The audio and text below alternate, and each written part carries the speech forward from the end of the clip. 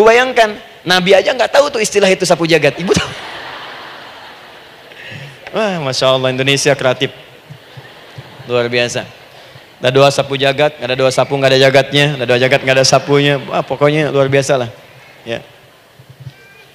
Ya, lihat, bukankah kalimatnya dibuka dengan Rabb? Rabbana atina fid dunya sana. Rabbana zalamna anfusana wa illam taghfir lana wa tarhamna lanakunanna minal la yukallifullahu nafsan illa laha ma kasabat wa 'alaiha mak. Perhatikan, Rabbana la innasina Rabbana Rabb. Ini ayatnya. Sapu jagat Quran surah 2 ayat 201. La yukallifullahu Quran surah 2 ayat 286. Rabbana zalamna Quran surah 7 ayat 23. Yang ingin saya sampaikan, setiap kita butuh sesuatu, kita menyebut namanya dengan kalimat Rabb. Kenapa kita katakan Rabb? Karena Allah sendiri menyebutkan dengan kalimat Rabb.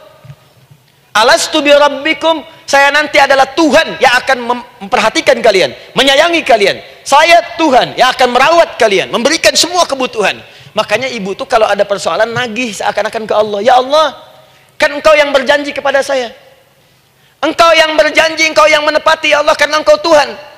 Kalau manusia, dia berjanji, dia yang mengingkari. Dia awali, dia yang akhiri.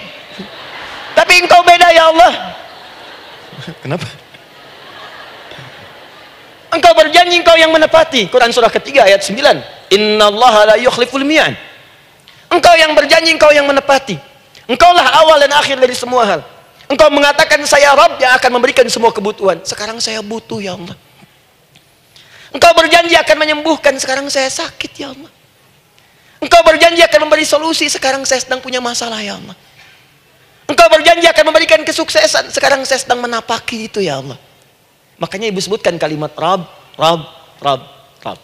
Jadi sesungguhnya doa itu adalah fitrah dari setiap manusia, karena mulai dibangun komitmen sebelum dia dilahirkan ke muka bumi. Jadi kalau kita bicara tentang doa, doa itu fitrah kehidupan bagi setiap manusia.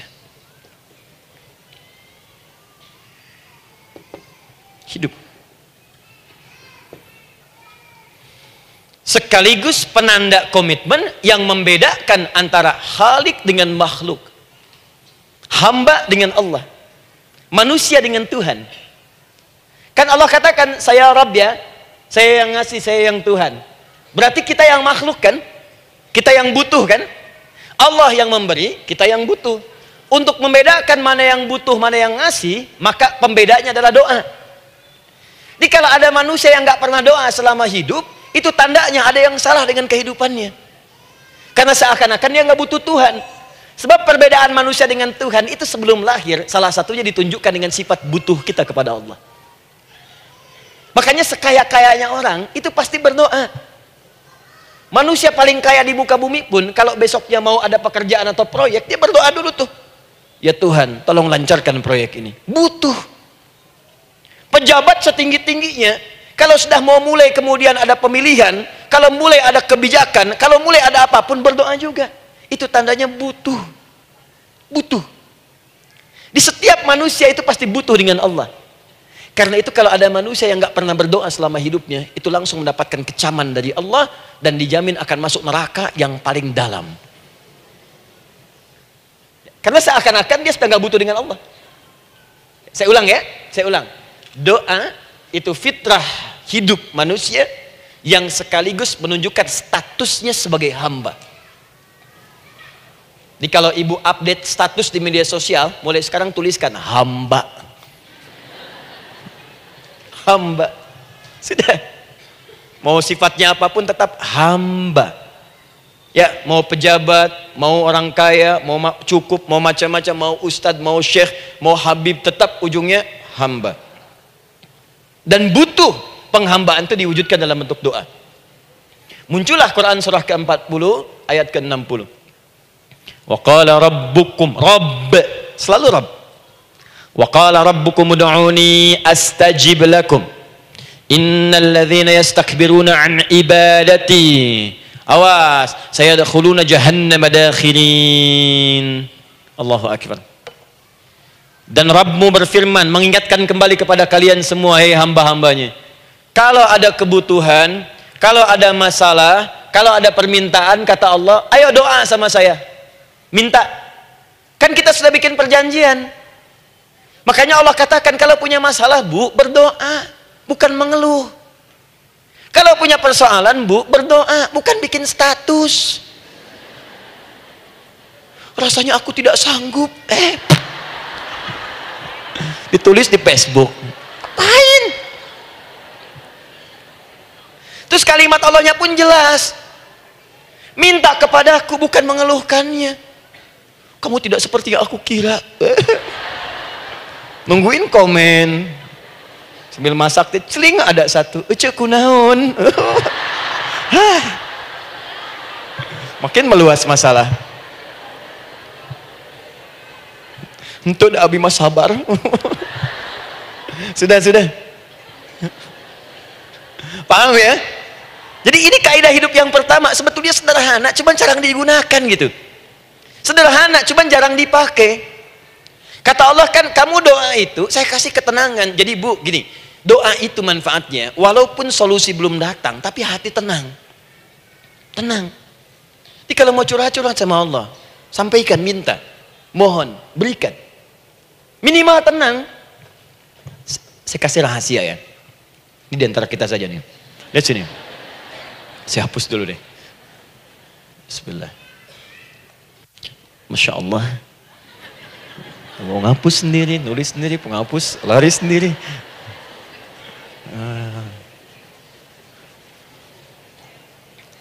Bismillah. Oh ini ada dua ya. Sini. Baik. Buka Quran surat 7 ayat 205. Quran surat 7 ayat 205. Doa itu disebut zikir di ayat itu. Jadi kalau ibu sedang berdoa, itu sedang berzikir. Wadhkur rabbaka fi nafsika tadarruan wa khifatan wa dunal jahri minal qaul. Ada ayatnya? Oke. Pakai Rabb lagi kan? Wadhkur rabbaka. Kalau engkau punya masalah, kata Allah, sekecil apapun, di rumah tangga kah, di kantor kah, kehidupan sosial kah, kata Allah, ayo sebut, minta kepada Allah, berdoa. Doa disebut dengan zikir. Zikir itu semua kegiatan yang membuat kita ingat Allah. Zikir. Baca Quran, zikir. Dalilnya Quran surah ke-15 ayat 9. Inna nahnu nazzalna dzikra. Kami turunkan Al-Quran sebagai zikir. Menghafal Quran, zikir. Quran surah 54 ayat 17, ayat 22, ayat 32, ayat 40. Walaqad yassarnal Qur'ana lidzikri. Kami akan mudahkan Al-Quran untuk diingat, dihafalkan. Zikir, sebagai zikir kepada Allah. Ibu selepas sholat, baca subhanallah, alhamdulillah, Allahu Akbar, zikir. Quran surah keempat, ayat 103. فَإِذَا قَضَيْتُمُ الصَّلَاةَ فَاذْكُرُوا اللَّهَ. Maka jika anda telah tuntas mengerjakan sholat, segera berzikir kepada Allah. Sholat sendiri, zikir. Quran surah ke-20, ayat ke-14. Innani anallahu la ilaha illa ana fa'budni wa aqimis salata li dzikri. Saya Allah, kata Allah. Tidak ada Tuhan selain saya. Sembah saya. Bagaimana menyembah Allah? Tunaikan sholat sebagai zikir kepada Allah. Zikir. Di zikir, semua amalan yang mendekatkan kita dengan Allah. Doa, itu satu dari bagian zikir. Tapi tahukah ibu fungsi zikir yang paling utama itu apa? Quran surah 13 ayat ke-28. Ala bidzikrillahi tatmainnul qulub. Yakinkan pada dirimu, kalau zikirmu benar kepada Allah, maka dia akan berdampak kepada hati menjadi lebih tenang. Zikir itu, manfaat pertamanya, membuat hati tenang, bu. Tadi saya contohkan. Baca Al-Quran, zikir kan? Jadi kalau ibu sedang tidak tenang, sedang gelisah, ada masalah, daripada mengeluh sana sini, wudhu, bu, wudhu. Ambil mushaf, baca. Saat baca itu mungkin solusi belum datang, tapi hati itu lebih tenang. Kaitan dengan bahasan kita, doa, minta. Doa. Jadi kalau orang punya masalah itu, kalau berdoa, walaupun solusinya belum datang, walaupun kemudian jawabannya belum tiba, minimal hati ibu itu tenang. Ini dia. Kan surah 13 ayat 28. Rumus ini pakai. Gunakan dalam hidup. Karena yang tahu kehidupan kita itu Allah yang menciptakan kita. Yang tahu pesawat, yang bikin pesawat. Yang tahu handphone, yang bikin handphone. Yang tahu mikrofon, yang bikin mic-nya. Yang tahu kita, yang menciptakan kita. Ikutilah petunjuk Allah yang menciptakan kita, maka akan langsung terasa manfaatnya. Ibu tidak percaya, silahkan lakukan. Rasakan bedanya, bedakan rasanya, dan pasti akan terasa bedanya. Akan lain. Tuh. Doa. Tapi ingat, yang paling penting kata Allah, doa itu bukan sekedar penting permohonannya, tapi menunjukkan status kita sebagai hamba di hadapan Allah Subhanahu wa taala. Jadi kalau ada orang selama hidup tidak pernah berdoa, artinya dia mengingkari status dia sebagai hamba di hadapan Allah Subhanahu wa taala. Mau menyejajarkan diri dengan Tuhan. Kan yang tidak pernah meminta itu Tuhan. Allah yang memberikan. Kalau manusia beda pasti minta. Artinya kalau ada manusia nggak pernah minta, seakan-akan bahasa halusnya, kamu ini ngaku jadi Tuhan. Saya tempatkan kau di neraka jahanam yang paling bawah. Jahanam itu, Bu, belum masuk saja sudah terasa. Terasa.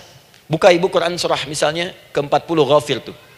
Ya, ayat 45 sampai dengan 47-nya. Sebelumnya lagi lihat Quran surah ke-8 ayat ke-50. Itu penghuni neraka, Bu, yang bukan jahanam saja. Penghuni neraka itu kalau mau meninggal itu dipukulin dulu malaikat. Depan belakangnya. Ayo, kamu keluar. Lama amat keluarnya rohnya katanya. Takut karena nggak punya bekal. Kan maaf ya, kaidah mengatakan orang nggak punya bekal itu takut pulang, apalagi orang merasa salah. Anak ibu berbuat kesalahan, mau pulang takut kan? Takut. Jadi kalau ada anak takut pulang, salah dia. Salah. Kemana anak nggak pulang-pulang, pasti ada yang salah karena nggak berani pulang. Jangankan salah, nggak punya bekal saja, malu pulang. Lihat ibu waktu Ramadan usai, mau mudik, Idul Fitri. Kan pada mudik kan? Kenapa mau mudik dan senang mudik? Karena punya bekal, Bu. Dikumpul-kumpulkan tuh selama 11 bulan. Untuk 1 bulan saja. Itu pun paling berapa hari. Kumpulin. Terus telepon keluarga. Insya Allah aku pulang hari ini. Wah, senang semuanya. Padahal mudiknya cuma pakai motor, Bu. Motornya bebek, bekalnya singa. Serius saya, motor bebek bekal singa. Ada kardus belakangnya. Tulisin. Terus tambah pelepah pisang buat begini. Belakangnya ditulisin, aku pulang sayang. Jalan, mudik. Terus yang di rumah kan senang nerimanya. Kenapa? Karena ada yang pulang dan bawa bekal. Saya pernah tanya pada seseorang, kenapa Anda nggak mudik? Nggak ada bekal, Ustadz. Nggak ada bekal, malu pulang. Kebayang nggak saat pulang menghadap Allah nggak punya bekal? Malu pulang, apalagi punya banyak salah. Jadi nggak mau keluar rohnya. Malaikatnya geram, dipukulin sama malaikat. Pukul depannya, pukul depan. Kamu ini cepat keluar. Keluar. Malu pulang. Tapi kalau punya bekal enak. Dan yang nyambut langsung malaikat. Bahkan nanti ada satu amalan saat dikerjakan, itu orang ini sudah masuk surga, tapi semua malaikat di semua pintu surga yang 8 itu datang mengunjungi dia mengucapkan selamat. Itu ada di Quran surah 13 ayat 24. Salamun alaikum bima sabartum fa ni'ma uqbaddar. Selamat ya saat di dunia sabar mencari bekal, dan ini bekal terbaik yang kamu dapatkan, silahkan nikmati surga yang kamu rindukan itu. Ini nikmatnya tempat yang pernah nanti kamu kunjungi. Dan tinggal abadi di situ. Yang nyambut malaikat. Bayangkan semua malaikat, Bu. Semua malaikat dari pintu surga datang nyambut dia. Wah, Masya Allah, malaikat Jibril, Israfil, malaikat maut. Maaf ya, dicabut kemarin. Biasa, selamat. Dunia aja kalau ada yang nyambut senang kan? Rumah dicet, datang, sambut depan rumah, semua hidangan ada. Oh, Masya Allah. Bahkan yang tidak ada jadi ada. Luarnya kongguan, dalamnya rangginang gitu kan. Wah, muncul semua. Paham ya? Ah, jadi ini bagian pertama. Jadi kita katakan kenapa manusia mesti berdoa? Jawabannya karena manusia itu hamba. Dan doa itu adalah fitrah, bagian dari kehidupan. Kenapa manusia mesti berdoa? Karena ada komitmen dari Allah. Setiap dia mendapatkan sebuah persoalan, maka Allah akan jawab dan berikan jawaban dari semua persoalannya. Jalan mendapatkan jawaban itu adalah doa. Kenapa manusia mesti berdoa? Karena dia butuh dengan Allah. Dan puncaknya, Kenapa dia mesti berdoa? Karena Allah ingin membahagiakan kehidupan dunianya sebelum sampai keabadiannya di akhirat. Jadi ketika kita berdoa, sebetulnya kebaikan untuk kita karena Allah ingin kita bahagia. Ingin mudah hidupnya. Jadi kalau ada orang nggak berdoa, sesungguhnya dia sedang menyulitkan diri sendiri dalam kehidupan dunianya sampai ke akhiratnya. Jelas sampai di sini?